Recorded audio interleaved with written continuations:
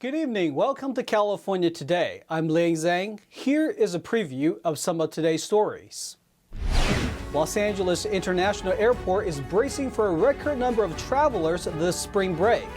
Airport officials encourage travelers to book ahead and be ready for congestions at the terminals. California is also extending state tax filing deadline for residents impacted by the recent storms. The decision aligns with a federal deadline extension. This week is National Groundwater Awareness Week, and water experts share their thoughts on groundwater projects. This also comes as weeks of winter rain and snow blanketed the state. Officials at the Los Angeles International Airport say they are bracing for record numbers of travelers this coming March and April. The airport is expecting one of the busiest spring break travel periods since 2019, and are encouraging travelers to plan their journey ahead of time for a smoother experience. The Los Angeles International Airport, or LAX, is anticipating over 12 million passengers between March and April. An average of 195,000 passengers are expected per day in March, and around 204,000 are expected per day in April. Compared to 2019, this is around an 85% increase in volume. According to a statement from airport officials, vehicle traffic in the central terminal area is expected to increase during these travel periods. Nearly 79,000 vehicles are expected per day in March, and over 81,000 per day in April. Airport officials are encouraging travelers to reserve a parking space online ahead of time, since parking garages are nearing full capacity. Justin Urbachi, the chief executive officer for the Los Angeles World Airports, says, quote, "With the demand for travel set to increase this season, we look forward to sharing all the ways in which LAX has implemented new technology to make passenger experience more seamless." Officials also recommend passengers check in for their flight online, sign up for the LAX Fast Lane and Global Entry, and use public transportation to and from the airport. California will be extending the tax filing deadline for many residents and businesses in the Bay Area that were impacted by the recent winter storms. Aligning with the IRS, Governor Gavin Newsom announced that the state taxes won't be due until October. It's tax season, and Governor Gavin Newsom announced some assistance for residents living in counties impacted by the winter storms. According to the March 2nd announcement, affected residents and businesses now have until October 16th to file their state and federal income taxes. The Franchise Tax Board, or FTB, also set October 16th as the deadline for claiming deductions for disaster loss and requesting an additional filing extension if needed. This aligns the state with the Biden administration's extension for impacted communities. In a March 2nd press release, Newsom says, quote, "As communities across the state continue recovering from the damage caused by the winter storms, California is working swiftly to help recovering Californians get back on their feet." The tax relief will only apply to deadlines falling on or after January 8, 2023 and before October 16, 2023, including quarterly estimated tax payments. To learn more about federal and state tax relief, residents and business owners are encouraged to visit ftb.ca.gov for more information on qualifying counties and filing instructions. Bill Thomas, NTD News, California. Groundwater experts shared about groundwater projects on Monday in light of National Groundwater Awareness Week. And as part of California's $8.6 billion investment into water projects, the state plans to capture stormwater by expanding groundwater recharge and streamlining permits to do so. Groundwater professionals and the California Department of Water Resources on Monday kicked off National Groundwater Awareness Week. They say capturing the recent storm water is vital for groundwater.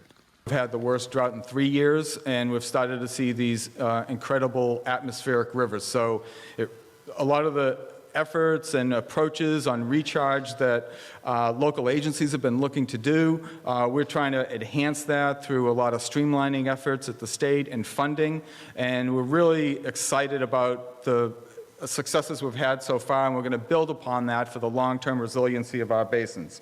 The state wants to increase groundwater recharge potential by 500,000 acre-feet, which is putting surface water back into the ground. According to the CDC, 30% of all the fresh water on Earth is groundwater, found below the Earth's surface in spaces between rock and soil. About 47% of Americans, an estimated 145 million people, get their tap water from a groundwater source, from public water systems that use groundwater or from private groundwater wells. 27,000 square miles, what we call the ridgetop to river mouth, that is the landscape of the Sacramento Valley. So all the way from the peaks of the Sierra to the crest of the Sierra to the peaks of the Coast Range. And managing this for these multiple benefits of healthy forest, rivers and streams, healthy soils, reactivating the floodplain, as you saw in the video, are a mission of the Sacramento Valley. Another goal is ensuring safe drinking water and to understand and manage surface water and groundwater interaction. Groundwater sources can become contaminated with germs such as bacteria, viruses, and parasites and chemicals, such as those used in fertilizers and pesticides. Recent drought data in March shows California in none to severe drought, which is an improvement over its extreme drought from November. The recent rain resulted in some of the deepest snowpack the state has ever recorded, approaching a record amount. David Lamb, NTD News, California. Florida Governor Ron DeSantis was in town at the Ronald Reagan Library to promote his new book. But some attendees speculate he may be testing the waters for a potential presidential run. Hello, California. I know you guys got a lot of problems out here, but your governor's very concerned about what we're doing in Florida, so I figured I had to come by. Florida's Governor Ron DeSantis visited California last Sunday to promote his new book, The Courage to Be Free, Florida's Blueprint for America's Revival, at the Ronald Reagan Library. But some say he may be eyeing to run for the presidential seat. DeSantis says his book offers a first-hand account of the upbringing and values that guide him as a governor. Isn't freedom just in Americans' DNA? Could we really just lose it? But the experience of the last 5 or 6 years shows us just how fragile our freedoms are. You had places in this country that forcibly shuttered churches while allowing liquor stores and strip clubs to operate.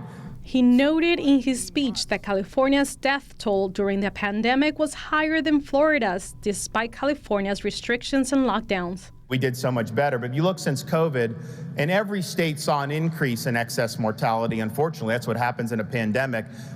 Florida had less increase in excess mortality than both New York and California. DeSantis also pointed to high taxes and their impact on consumers. California ranked among the top 10 most taxed states, and I don't have to remind you, not only do you have stiff income tax, you've got the highest sales tax in all of the United States. DeSantis has been outspoken about progressive policies, such as decriminalization or a DA's unwillingness to prosecute crimes. If you are a prosecutor and you think you don't like certain laws, the appropriate recourse is to resign your position, run for the legislature, and then try to change the laws. But you are not a law unto yourself as a prosecutor. He also took a jab at critical race theory. We are not going to teach our students to hate this country or to hate each other. We are not going to divide our students on the basis of their skin color. We are going to teach them that what is important is the content of their character. He closed his speech by saying he will continue to stand and fight for freedom and the values he believes in. I'm motivated to fight these fights. It's not easy to fight the fights. When you stand up and you're standing for what's right, but the sacrifice we make now in fighting these fights pale in comparison to the sacrifices that so many have made through so many periods in American history. So we need to honor their sacrifice, and we need to do justice to their memory. And yes, we need to win the fight for freedom. And DeSantis' visit comes as Californians have been relocating to places such as his home state of Florida, among other states both red and blue. According to the U.S. Census, California's population declined by an estimated 500,000 people between 2020 to 2022. We are going to take a short break, but here's a look at what we got for you when we come back. Robert F. Kennedy's assassin, Sirhan Sirhan, has been denied parole again. The parole panel says he is still unfit for being released back into the public. A winter scene greeted Los Angeles residents after days of snow covered the surrounding mountains in white. While rescue teams help people trapped in icy conditions, locals enjoy a rare chance to play in the snow. And rainwater fills Yosemite's thundering waterfalls and raging rivers. But wildlife experts are worried that the spiking water may harm native species. That and more on California Today.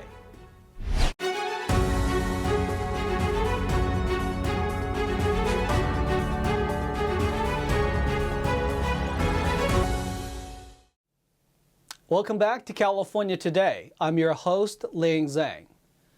A California panel denied parole to Robert F. Kennedy's assassin, Sirhan Sirhan. The panel says that the prisoner still lacks insight into why he shot Kennedy. On March 1st, a California panel again denied parole to 78-year-old prisoner Sirhan Sirhan.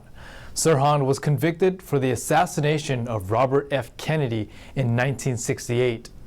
Sirhan's lawyer, Angela Berry, argued that his psychiatrists have said for decades that he's unlikely to reoffend or be a danger to society. But the panel says that Sirhan is still unsuitable for release. Wednesday's verdict contradicts a decision made by different parole board members 2 years ago when they found him to be suitable for release. But Governor Gavin Newsom denied Sirhan's release at the time. He said last year that Sirhan has yet to take responsibility for a crime that changed American history. Berry believes the new board members were influenced by Newsom's decision and the lawyers representing Kennedy's widow who are opposed to Sirhan's release. In 1968, Sirhan shot Kennedy moments after the U.S. Senator from New York claimed victory in California's pivotal Democratic presidential primary. Sirhan was convicted of first-degree murder and originally sentenced to death. Sirhan was denied parole 15 times until 2021, when the board recommended his release. Berry is now challenging the governor's reversal as a, quote, abuse of discretion, a denial of Sirhan's constitutional right to due process, and as a violation of California law. She also alleges that Newsom misstated the facts in his decision. Newsom's office declined media requests for comment. David Lamb, Entity News, California. A Pasadena fertility clinic is being sued by a couple who claimed they were given an embryo that has a hereditary cancer gene, which the couple wanted to avoid when they went to the clinic.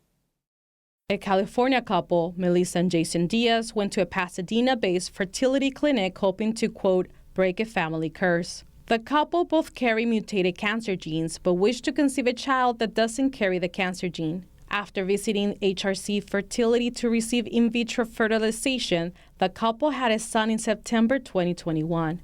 But 1 year later, they discovered their son still carried the cancer gene. Now they're suing HRC Fertility. According to the lawsuit, stomach cancer runs in Jason's family, with 2 of his aunts dying of cancer in their 40s.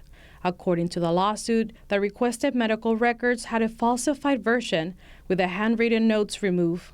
HRC said in a statement, "We deeply empathize with this family's situation," adding, "wish to have a male embryo transferred, which we carried out according to the family's explicit wishes and in accordance with the highest level of care." HRC Fertility did not further address the allegations in the lawsuit. Los Angeles is known for sunny skies and warm weather, but he recently saw a rare change of scenery. After days of rain and snow, Angelenos woke up to an unprecedented view of painted skyline. Unprecedented winter storms swept certain parts of the Golden State, bringing late February rain, snow, and cold temperatures. Southern California saw its first blizzard warning since 1989. After days of rain and snow, Los Angelenos woke up to snow-capped mountains dominated the LA skyline on Thursday. The National Weather Service said parts of SoCal have now seen more snow this year than New York or Philadelphia. And in Northern California, downtown Sacramento also experienced colder than average temperatures. According to the Weather Service, the city saw 48.8 degrees or 4.1 degrees below normal for February. The coldest February recorded was in 1989. Meanwhile, Governor Newsom declared a state of emergency on March 1st for 13 counties to help them recover from storm damages. Residents in San Bernardino County reported some roofs had collapsed under the weight of snow. Yosemite's waterfalls are thundering after atmospheric storms, but wildlife experts say they may be harming the native species by the sudden change in water level. After a winter of epic storms, Yosemite National Park's famous waterfalls are in full flow. Its reservoirs are brimming, and the snowpack in the surrounding Sierra Nevada mountains is well above average. In drought-stricken California, that is a cause for celebration. But wildlife experts warn that weather extremes can take a toll on the park's wild animals by changing their habitat too quickly for them to adapt. With climate disruption, it's almost this really, schizophrenic weather going from, one extreme to the next. So although it's good that we have all this water and we needed it, it coming all at once definitely disrupted some things. Pratt has been studying Yosemite Valley wildlife for 25 years. More than 400 species of vertebrates, from mammals to birds to fish, amphibians, and reptiles, call the 1,200 square mile park home. One of the smaller residents is the native California newt. In 2022, the Merced River, which flows through the park, was low. Pratt was concerned that the seasonal ponds where the newts lay their eggs would dry up. This winter, with the atmospheric river storms that caused flooding and other damages, she is worried that too much water would disrupt their ecosystem. Here, I think water is key, but also vegetation quality, also habitat being destroyed. When you're getting these incredible movement of water, and we've seen it on the news, these mudslides, rock slides, landslides. It's not that they don't happen here, but when you have a 6-week period where they're happening daily, the wildlife can't shift their habitat that quickly.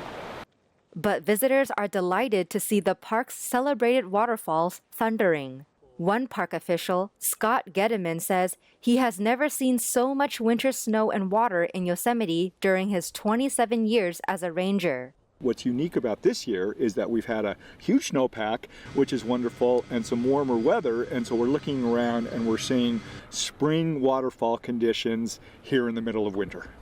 According to a manual survey conducted by the California Department of Water Resources on February 1st, the statewide snowpack was 193% of average for the time of year. The snowpack supplies around 30% of California's water needs. What we always like is a big snowpack, and that's cold, because what happens, we kind of look at it like a bank. You bank all the snow up in the high country, and then in the warm weather, the water comes down, and of course you have beautiful waterfalls for visitors to enjoy. Gediman explains that once the water leaves the park down the Merced River, most of it is used for agriculture in the Central Valley, which grows about 80% of the fruits and vegetables in the U.S. Now let's check in with NTD's Tyler Castile for today's Sports Roundup.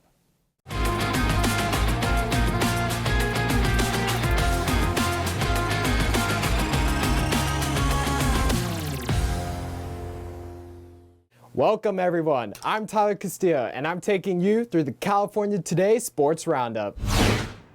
Anthony Davis led all scorers with 39 points. Dennis Schroeder and Troy Brown buried key three-pointers late, and Los Angeles spoiled Stephen Curry's return with a victory over visiting Golden State. Having missed 11 straight games with a partially torn ligament in his left knee, Curry paced the Warriors with 27 points in 32 minutes. But he missed a wide-open three-pointer with Golden State down 4 with 1:14 to play. Klay Thompson backed Curry with 22 points for the Warriors, who saw a 5-game home winning streak come to an end. Austin Reeves chipped in with 16 points and Brown 14 for Los Angeles, which improved to 2-2 since LeBron James suffered a tendon injury in his right foot. Malik Beasley contributed 12 points to the win. Schroeder 11 and Jared Vanderbilt 10. Vanderbilt completed a double-double with game-high 13 rebounds. Reeves had a game-high 8 assists. Lakers 113, Warriors 105. Paul George scored 42 points with 11 rebounds, and Kawhi Leonard added 34 points with 10 rebounds as Los Angeles was able to lean on its stars to earn a victory against visiting Memphis to end a 5-game losing streak. Eric Gordon added 17 points, and Mason Plumlee had 15 as the Clippers won despite giving up 51 points in the third quarter alone as an 11-point lead turned into a 15-point deficit heading into the final frame. Russell Westbrook had 9 points and 6 assists as he won for the first time in a Clippers uniform. Desmond Bane scored 30 points and Tyus Jones added 20 of his 25 points in the third quarter as the Grizzlies lost without Ja Morant and Dillon Brooks. Clippers 135, Grizzlies 129. In their 2023 home opener, the San Jose Earthquakes defeated the Vancouver Whitecaps 2-1 in front of a sold-out crowd at PayPal Park on Saturday night. San Jose overcame an early disadvantage by scoring twice in the second half. Alessandro Schop's goal for Vancouver in the 17th minute gave the Whitecaps the lead, which they were able to hold on to going into the second half. Jeremy Mbobise scored his second goal in 2 games this season to tie the score for San Jose in the 68th minute with a header. The Earthquakes continued to press for the winning goal, and in the 77th minute, defender Carlos Acobo scored his first MLS goal with a close-range shot. The Earthquakes will now prepare to face the Colorado Rapids at home on Saturday, March 11th. Thank you for tuning in for today's Sports Roundup. That's all we've got for you tonight. We would like you to join us again on California Today every weekday at 8:30 p.m. Make sure to check out our broadcasts on our California Today webpage. You can find it at ntd.com/California-today. You can also find all of our top latest clips there, ready to share with friends and family. Send us a message on Twitter, Facebook, or Instagram, or through our email, california.today@ntd.com. I'm Liang Zhang. Have a wonderful evening.